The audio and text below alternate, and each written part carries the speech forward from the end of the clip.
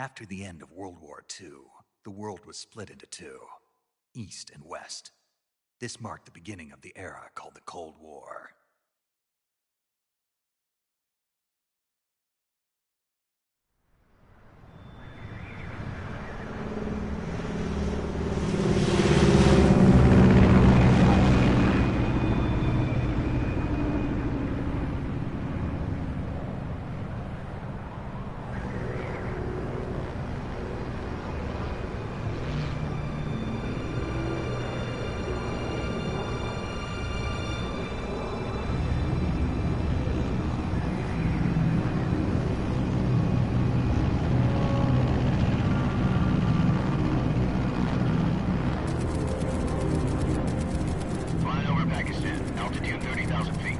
Approaching Soviet airspace. 20 minutes to drop off. Commencing internal depressurization.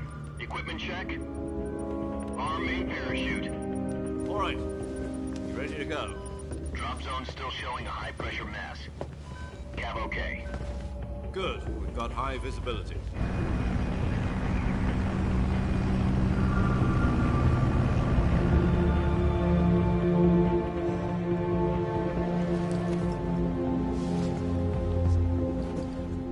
Cigar. Connecting oxygen hose to interior connector. Put on your mask.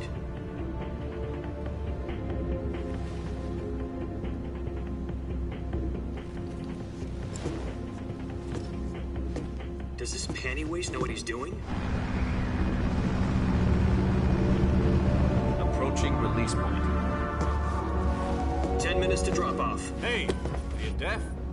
He said put out the cigar and put on your mask.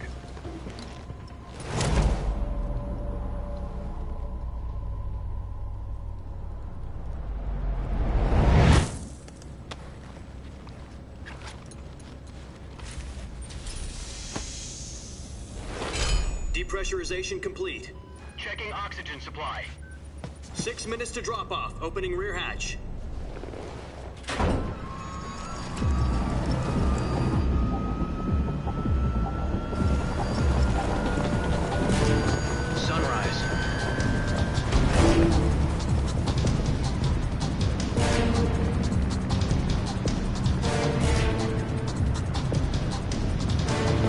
Temperature minus 46 degrees Celsius. 2 minutes to drop off. Stand up. You'll be falling at 130 miles per hour. Try not to get frostbite from the wind chill. 1 minute to drop off. Move to the rear. Activate bailout bottle. This is one for the history books. The world's first halo jump. 10 seconds to drop off. Stand by. Status okay, all green. Prepare for drop-off. Countdown. 5, 4, 3, 2, 1. Spread your wings and fly. God be with you.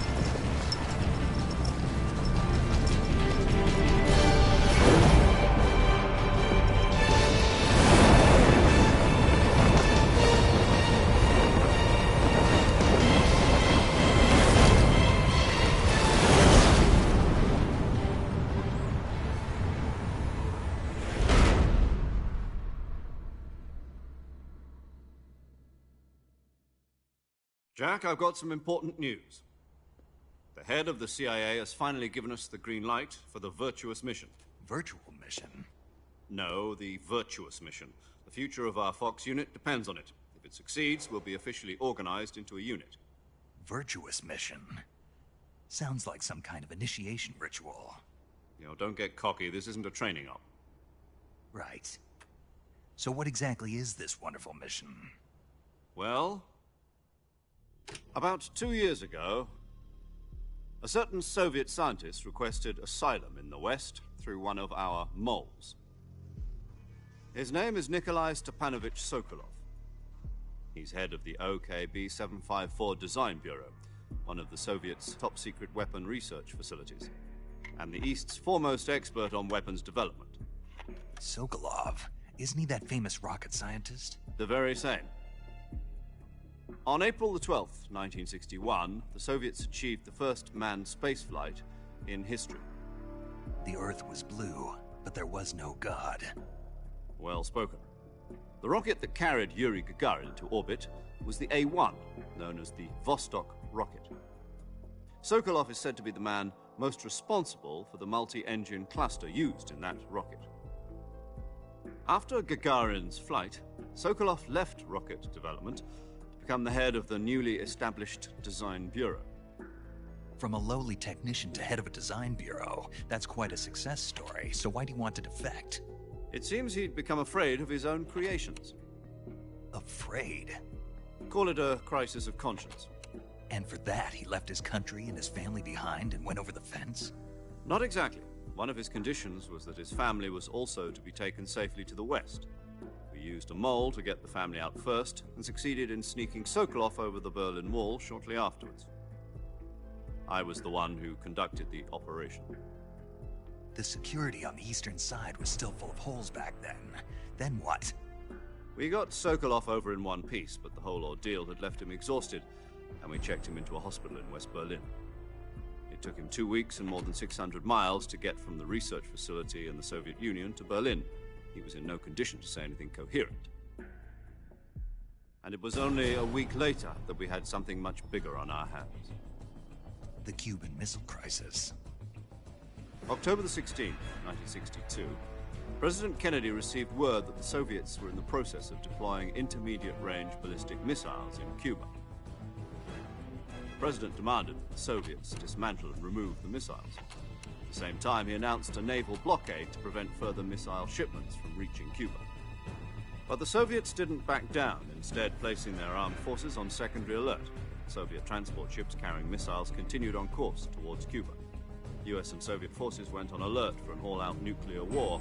Frantic negotiations were conducted through the UN's Emergency Security Council and unofficial channels to end the hair-trigger standoff. Finally, on October the 28th, the Soviet Union agreed to remove its missiles from Cuba, and so the world avoided a nuclear holocaust. But in order to get the Soviets to pull their missiles out, we had to make a deal. You mean the one where the US agreed to remove its IRBMs from Turkey? No. The Jupiter IRBMs deployed in Turkey were obsolete, and we were going to get rid of them anyway. They had no strategic value whatsoever to either the US or the Russians. The Turkey deal was a ruse, a cover story that was fed to the other intelligence agencies around the world. So what did the Russians really want? Sokolov. They wanted us to return Sokolov. You mean the Soviets pulled out of Cuba just to get their hands on Sokolov? That's right. What the hell was he working on? At the time, we had no idea. We were running out of time. It was either give up Sokolov or risk full-scale nuclear war. In the end, we had no choice. President Kennedy gave in to Khrushchev's demand. The next day, I got Sokolov out of the hospital, handing him over to agents on the eastern side. Sokolov kept on screaming, "Save me," until he disappeared from my sight. Then, a month ago, we received some new information from one of our moles. About Sokolov? Yes. He was taken back to the research facility and forced to continue working on the weapon in question under KGB supervision. What's more, it's on the verge of completion. So what kind of weapon is it? Something to do with space rockets? No, missiles. Same technology. I guess you're right. We don't know the details, but it appears to be a new kind of nuclear device. For half a year now, the Soviets have been conducting frequent nuclear tests at Semipalatinsk. Something to do with the weapon, I assume. We're talking about a secret weapon so big that Khrushchev was ready to pull out of Cuba to get it back. Is Sokolov still in the facility? No. According to our intelligence, he's in Selinoyarsk, a place in the mountains about 3 miles to the west that's known as the Virgin Cliffs. The Virgin Cliffs. Nice name for a virtuous mission. They moved him there just recently. Why? Apparently, they're conducting a field test of the weapon, but it's our best chance to get him back. This mission would never have been possible if he was still in the research facility. This is our last chance. Sokolov must have known that too when he contacted us.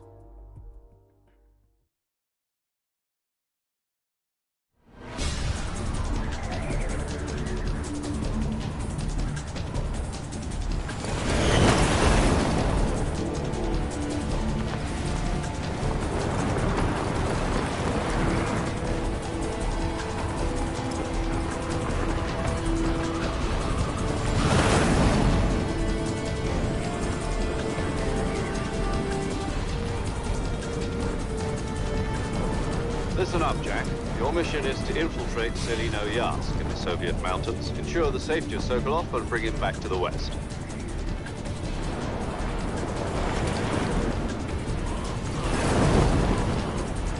If we don't get Sokolov back before that weapon is complete, we'll be facing a major crisis. The clock is ticking.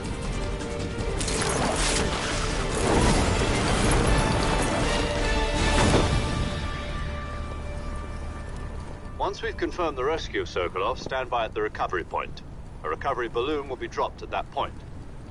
Helium will be pumped into the balloon to inflate it. The process takes about 20 minutes. Once it's complete, the gunship's arm will latch onto the balloon and pull it up.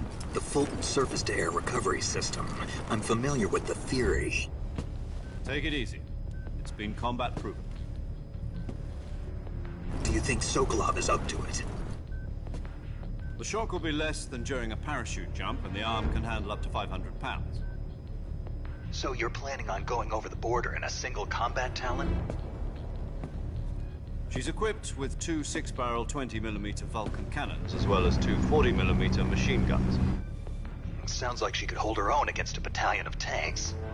Even with the fuel in the reserve tank, we're facing a 4-hour time limit. If all goes well, it shouldn't take more than a few hours. Home in time for dinner. But if anything goes wrong, you'll be eating dinner, breakfast, and all the rest of your meals in the jungle.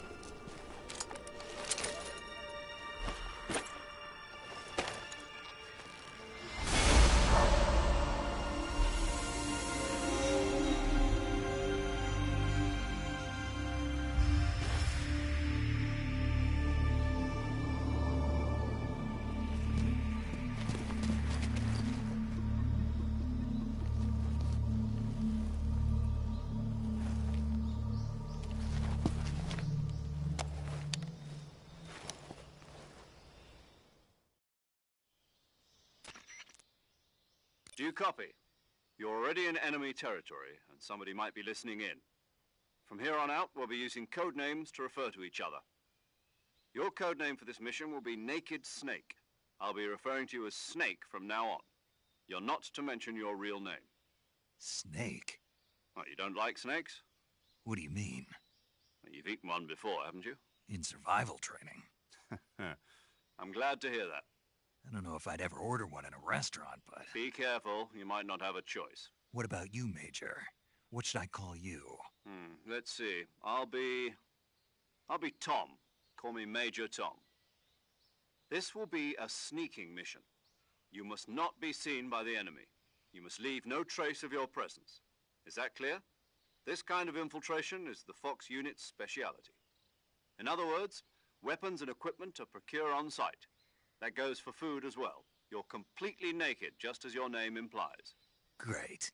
Now I see why you asked me if I like snakes. I suppose calling me Snake was your idea of a joke, too. No. There's a good reason for that. I'll tell you later when the time is right. Gotcha.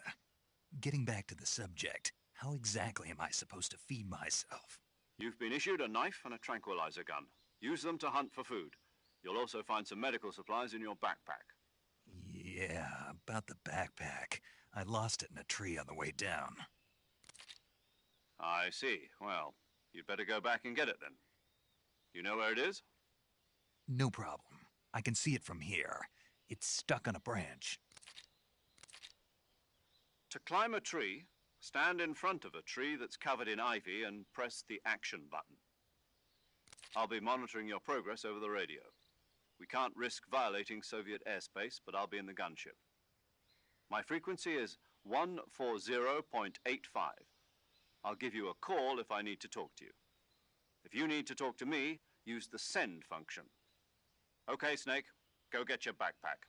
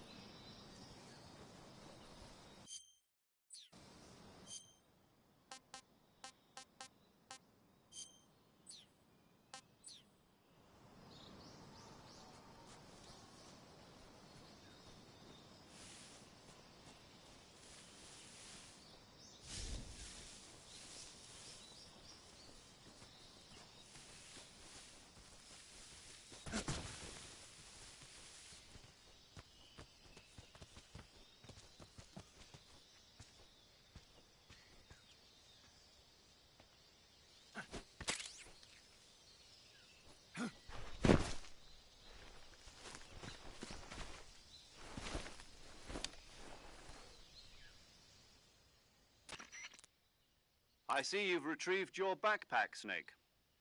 To equip a weapon, it's necessary to take it out of your backpack. In the survival viewer, choose Weapon from the back. Your available weapon.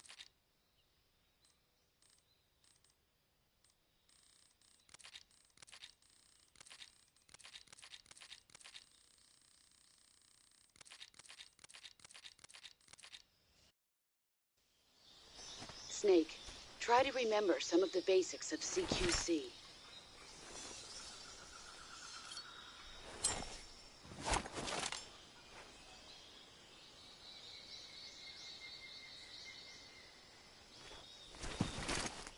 Commencing virtuous mission now.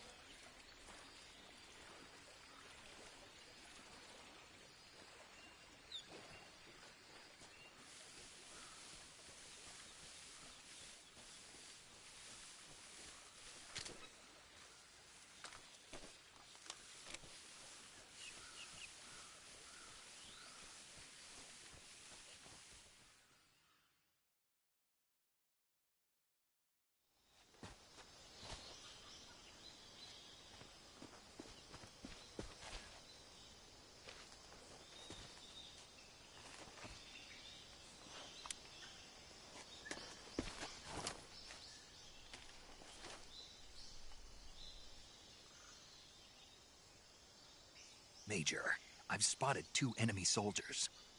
They're probably KGB troops sent to guard Sokolov. AK-47s and grenades.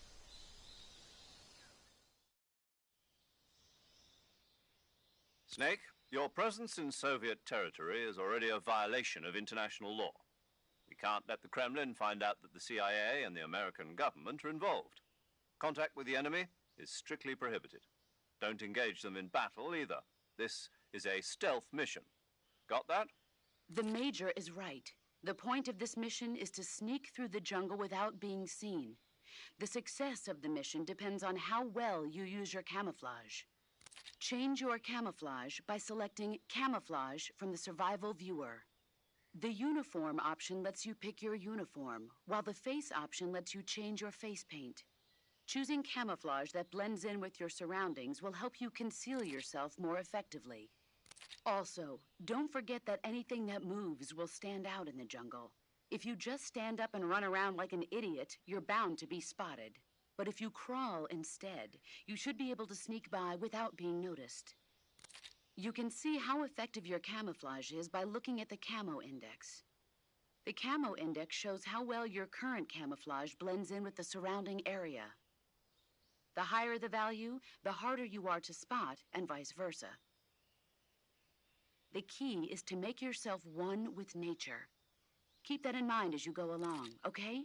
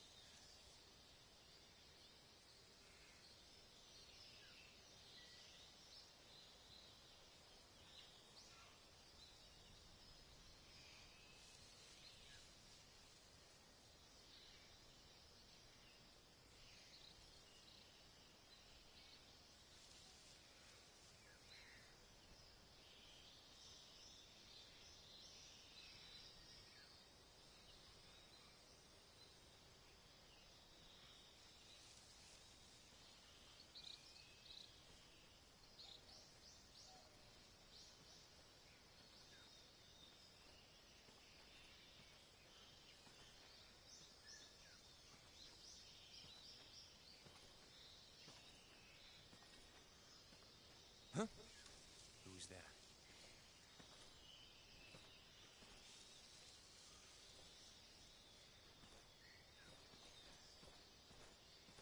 Who's that?